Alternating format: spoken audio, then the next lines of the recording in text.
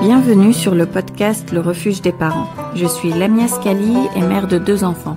Nous le savons déjà, être parent c'est beau, incroyablement beau. Et c'est aussi compliqué. Mais nous n'avons pas à le vivre tout seul. À travers cette plateforme, je souhaite vous apporter des outils et astuces basés sur des recherches approfondies et ma propre expérience, à nous éduquer sur ce parcours de la parentalité où nous avons le privilège de faire partie. Cet espace est pour vous, donc j'espère sincèrement que ça vous plaira. Merci d'être là.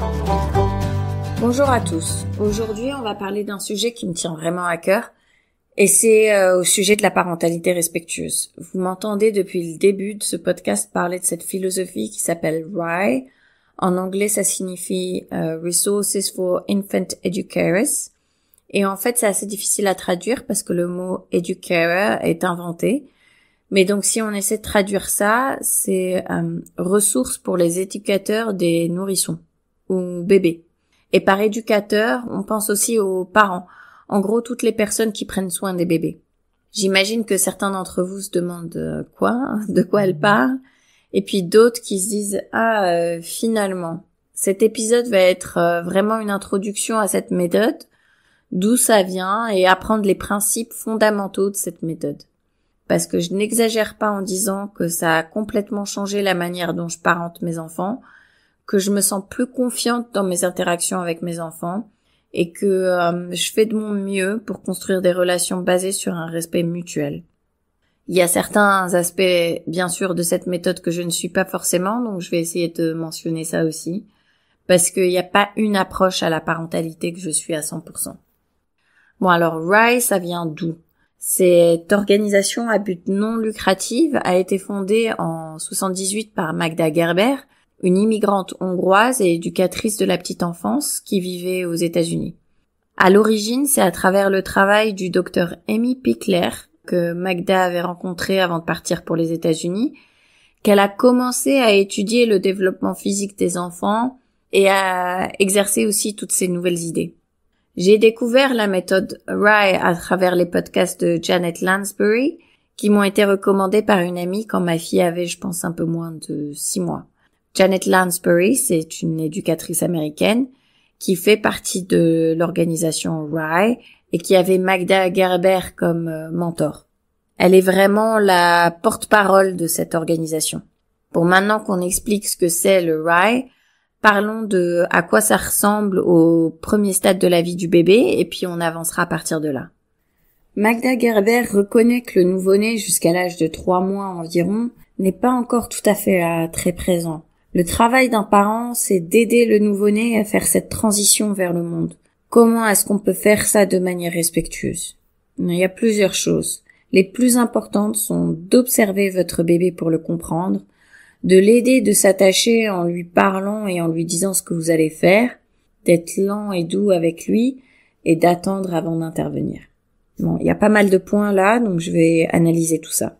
Observer le bébé peut être l'une des choses les plus difficiles à faire, parce qu'on est tellement habitué à devoir faire quelque chose au lieu de simplement regarder. Mais c'est en observant qu'on comprend le langage corporel de son bébé et qu'on peut commencer à lire ses signaux, ce qui nous permet du coup de répondre de manière juste à ses besoins et de pas seulement deviner à l'aveugle ce dont il a besoin et faire tout ce qu'on peut faire pour arrêter ses pleurs. Former l'attachement, c'est assez clair. Le parent doit venir quand le bébé pleure et développer une routine prévisible au quotidien qui contribue à développer cette confiance. Gerber dit que parler avec son enfant, c'est essentiel. Qu'un aspect important du fait de parler avec son enfant, c'est de lui dire ce que vous allez faire.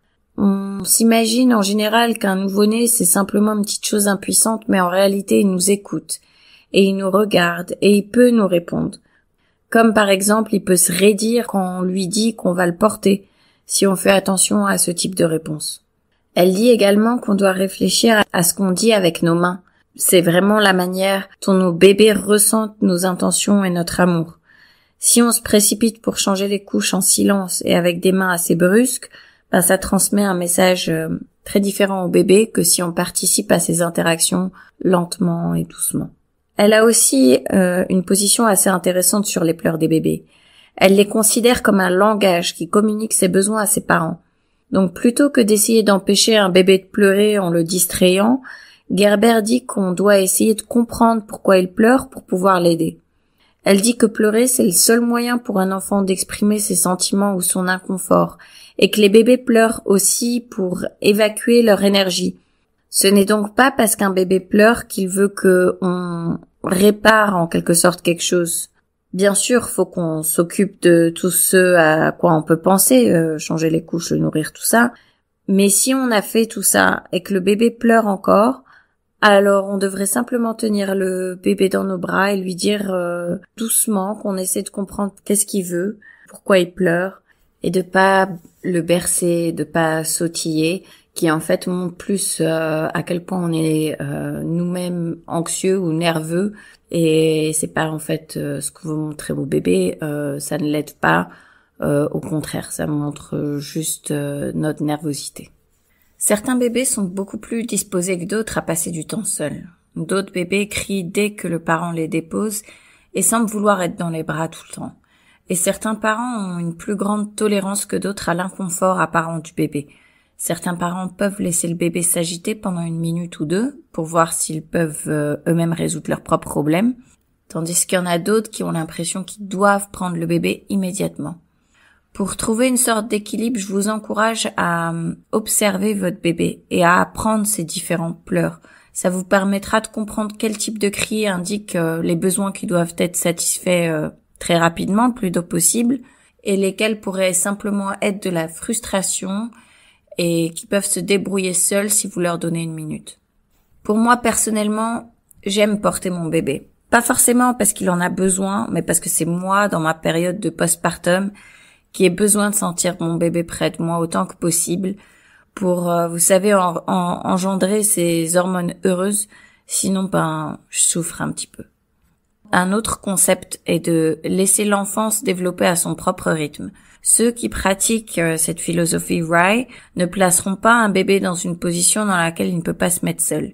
L'idée, c'est que s'asseoir, c'est pas une étape importante que les parents pensent être parce qu'on a cette pression sociale que après un certain nombre de mois, le bébé devrait faire ci ou ça, comme se lever ou marcher. Ce sont des petits événements qui marquent les progrès de la capacité de l'enfant à bouger son corps. Ceux qui pratiquent le Rye ne déplaceraient pas un bébé dans une position où il peut pas se mettre seul, pour 2 raisons. D'abord, le bébé en apprend sur le fonctionnement de son corps en essayant de se mettre dans cette position. Et puis, autant en arrivant à s'asseoir qu'à se mettre debout, par exemple. Et deuxièmement, parce que si vous les mettez dans une position où ils peuvent pas se mettre tout seuls, ils reçoivent ce message « Ah, mes parents pensent que comment je bouge, c'est pas assez bon ». Dans son livre « Your Self-Confident Baby », Gerber suggère 8 qualités d'un bon parent. Dans un premier lieu, être sûr de soi. Mais ne devenez pas rigide. Votre enfant évolue avec le temps, donc votre manière de parenter doit également changer avec le temps. Deuxièmement, soyez tolérants, mais mettez en place des limites. C'est très difficile pour les parents. Reconnaître et accepter toutes les émotions de notre enfant, pas seulement les positives. C'est ok si votre enfant est fatigué, frustré ou en colère de temps en temps. C'est ok que l'enfant exprime ses émotions, mais ce qui n'est pas ok, c'est qu'il les exprime d'une manière que vous considérez comme inacceptable, par exemple en frappant. Elle dit les désirs doivent être reconnus et acceptés, mais les règles doivent être appliquées. Au fur et à mesure que l'enfant grandit, cette idée s'étend aux comportements agressifs qui sont normales dans la petite enfance. S'il essaie de vous frapper, faut le bloquer en lui tenant doucement le bras et dites « je ne veux pas que tu frappes ». Et puis, c'est normal de pas être tout le temps calme. Si on réagit de manière excessive alors que l'enfant nous frappe, il continuera à frapper. Mais on ne fait pas semblant. Donc, si quelque chose nous irrite, on le dit. Sinon, l'enfant, il comprendra pas, il sera confus, en fait, par le ton de notre voix qui correspond pas vraiment avec les mots qu'on dit. Troisièmement, soyez disponible, mais pas intrusif. Ça signifie passer du temps avec son enfant sans lui dicter ce qu'il doit faire, en fait. Une façon dont Gerber décrit ça, elle appelle ça « ne veut rien pendant ce temps de qualité ». C'est différent de veux quelque chose pendant ce temps de qualité, qui est en fait une façon de décrire les moments où on prend soin de nos bébés, comme le changement de couche et tout, comme étant une forme de temps de qualité. Mais dans je ne veux rien pendant ce temps de qualité, vous passez simplement du temps avec votre enfant sans arrière-pensée, juste en utilisant ce temps pour observer et participer à son jeu si lui, il choisit de vous impliquer, et sans en fait donner de direction, quoi que ce soit. Pour moi, c'est un concept qui m'a changé la vie. J'ai pas besoin de passer 4 heures à jouer avec mes enfants. Par contre, quand je leur donne le bain, comme je change les couches ou quand on dîne, je suis là à 100%. J'ai pas mon tel avec moi. Des fois, ils décident de jouer dans le bain sans m'inclure, mais ils savent que je regarde et que je suis présente et que j'ai pas à penser à 50 000 trucs en même temps. Quatrièmement, soyez patient, mais soyez fidèle à vous-même. En fait, ça veut dire d'être aussi patient que possible avec votre enfant, mais que si quelque chose vous dérange vraiment, mettez en place une limite à ce comportement. Une limite pourrait être pas de chaussures dans la maison, parce que je trouve ça juste sale. En plus d'être patient, faut ajouter dire oui, à moins qu'il y ait vraiment une bonne raison de dire non. Faut que je bosse un peu là-dessus, mais donc et d'avoir moins de limites. Ça donne ce sens de grande liberté pour passer son temps comme il le souhaite. Ça signifie également que vous n'êtes pas obligé de dire non tout le temps et que du coup, une limite sera plus facile à respecter. Cinquièmement, soyez réaliste mais cohérent avec vos attentes, ce qui signifie ajuster nos attentes en fonction de ce que l'enfant peut offrir. Ne vous attendez pas à ce qu'un enfant de 8 mois garde tout son plat sur la table, mais attendez-vous à ce qu'un enfant de 18 mois le fasse. Et n'ayez pas peur de mettre fin à un repas s'il commence à jeter la nourriture par terre. Donc, ça peut être plus difficile à faire quand vous êtes fatigué ou frustré. Et l'une des raisons pour lesquelles j'aime tant cette philosophie Rye, c'est que Gerber reconnaît les besoins d'un parent et que le parent sera un meilleur parent si ses besoins sont satisfaits. Donc, d'essayer de prendre soin de soi-même, de dormir suffisamment, de se détendre pour ne pas être épuisé à la fin de la journée, quoi. Sixièmement, d'avoir la sagesse nécessaire pour résister aux nouvelles modes et tendances. On nous bombarde de pubs sur un tas de choses qu'on peut acheter pour son enfant, un 50 000 jouets Montessori pour nourrisson ou je ne sais quoi d'autre. Et en fait, cette méthode dit que la simplicité, l'observation et le temps tranquille, ça se démode jamais. Donc on n'a pas besoin de s'abonner à je ne sais quoi qui vont nous coûter une fortune, à des services qui vont nous livrer les derniers jouets optimaux pour chaque mois. C'est absolument pas requis. Septièmement, trouver un équilibre entre le temps de qualité pour votre enfant et pour vous-même. Est-ce que je vous ai dit que j'aime tant cet aspect de Rye? Je pense que beaucoup de parents sont simplement épuisés à répondre en fait à chaque cri du bébé. Et que, bien sûr, on doit réagir avec sensibilité aussi souvent que possible, mais que c'est aussi vrai que de laisser un bébé au chaud, nourri et propre, seul, dans un endroit sûr pendant qu'on prend une douche, ça ne causera pas de préjudice irréparable, même s'il n'est pas content, pour quelques minutes du moins. Huitièmement, atteignez un état de respect de soi et accordez le même respect à vos enfants. N'essayez pas de devenir une personne que vous n'êtes pas parce que vous pensez que cette personne serait un meilleur parent. Si vous êtes satisfait et heureux, vous êtes plus susceptible d'interagir avec votre enfant de manière respectueuse. Donc voilà, ces 8 points clés vous donnent des conseils qui peuvent être utilisés tout au long des 2 premières années avec votre enfant. Mais là où je pense que cette méthode Rye nous aide vraiment, c'est une fois que l'enfant est capable de faire des bêtises, de bouger. Je trouve que Rye nous donne vraiment des outils formidables pour faire face à cette période et que si on commence à utiliser ces outils dès le début, forcément ça en devient une habitude et du coup ça s'arrête pas à partir de l'âge de 2 ans. Parce que si vous avez parlé à votre enfant et expliqué ce que vous faites au moment de lui changer les couches, que vous l'avez fait lentement et que vous l'avez prévenu de ce que vous ferez avant de le faire, la façon de prendre soin de votre enfant plus âgé, ça devient des moments naturels. Et si votre enfant se cogne un bras ou une jambe sur la table, vous ne taperez pas des mains ou vous ne l'encouragerez pas à regarder dehors pour le distraire et l'empêcher de pleurer, mais vous serez probablement plus à l'aise en reconnaissant « Ah ouais, tu t'es cogné le bras, ça a dû faire mal. Est-ce que tu veux un câlin ?» Si vous laissez votre enfant lutter et galérer pendant un instant quand il est encore très jeune plutôt que se précipiter vers lui à chaque fois qu'il s'agite, vous êtes plus susceptible de lui laisser la possibilité d'expérimenter en faisant des choses par lui-même et d'essayer différentes approches si au début ça marche pas et que peut-être même qu'il échoue parfois. Gerber dit qu'au lieu de transmettre ce message quand t'as des ennuis tu cries et j'arrive pour te sauver, on aimerait transmettre au contraire ce sentiment de je pense que tu peux y arriver mais sinon je suis là. Un autre concept aussi, c'est au fur et à mesure que l'enfant grandit, c'est de promouvoir le jeu indépendant. Vous avez peut-être commencé en plaçant votre bébé sur une surface douce et en le laissant tranquille pendant que vous êtes occupé à faire votre truc. Mais à partir du moment où le bébé se déplace, promouvoir le jeu libre devient plus compliqué. Donc vous pouvez écouter le 2e épisode de ce podcast pour se rappeler de tous les avantages du jeu libre. Janet Lansbury, elle a introduit ce concept de Yes Space, l'espace du oui, qui est un espace où votre enfant peut être laissé sans surveillance et qui est totalement sûr et où l'enfant est en sécurité.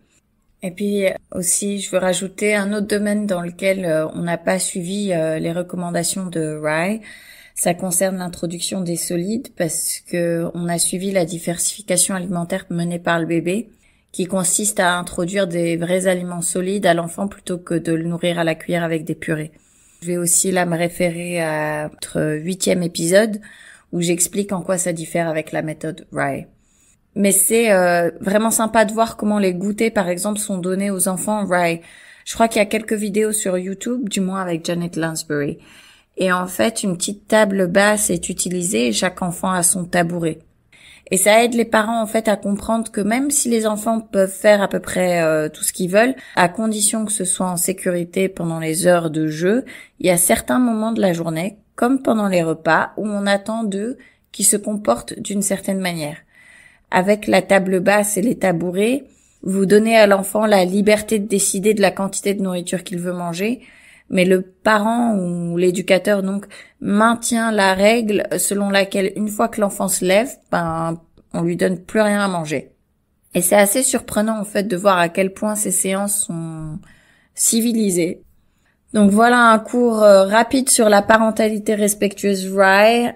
J'ai pas mentionné un tas d'autres aspects comme comment gérer le partage, les disputes entre les enfants, les crises de colère.